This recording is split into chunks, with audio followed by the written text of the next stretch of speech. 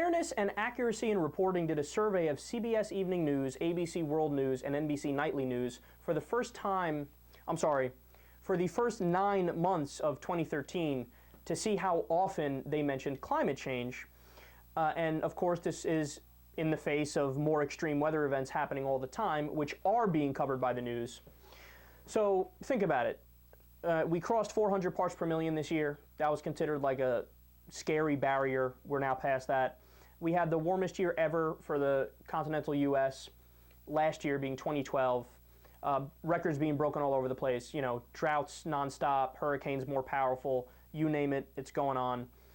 So the report concluded that, quote, our study demonstrates that when weather is in the news, the climate is seldom mentioned.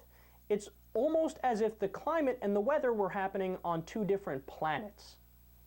So what they're saying is all these different, mainstream news outlets, they'll cover the weather event.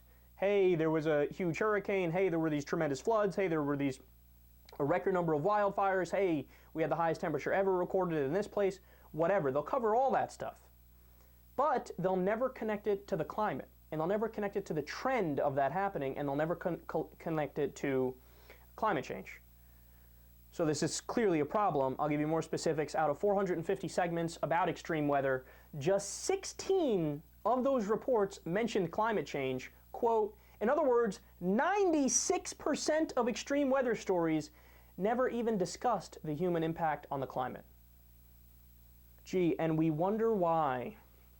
The polls are strong on the side of do something about climate change, but they'd be like 98% if the media covered it like it should be covered in a factual way that explains the reality. But they don't. Because understand, the media is part of the establishment, right? The media, the heads of the media conglomerates have to go and rub elbows with the same executives and the same heads of Chevron and BP and ExxonMobil and the rest of them, okay? I'm not saying they're overtly in a conspiracy together and they're in cahoots and they're, don't talk about climate change. No, but the people that you hire, the people you choose for promotions, are people who you think are not going to rock the boat that much. Don't say anything controversial. Don't threaten our revenue stream, okay? Just stick to the straight things here, or don't bring up the climate. Say you can bring up the weather, don't bring up the climate. And there's that bias, and there's always, of course, in the mainstream media today, the bias towards false equivalence and a neutrality bias. A lot of people think, oh, you're supposed to be neutral, right? That's a good thing. No.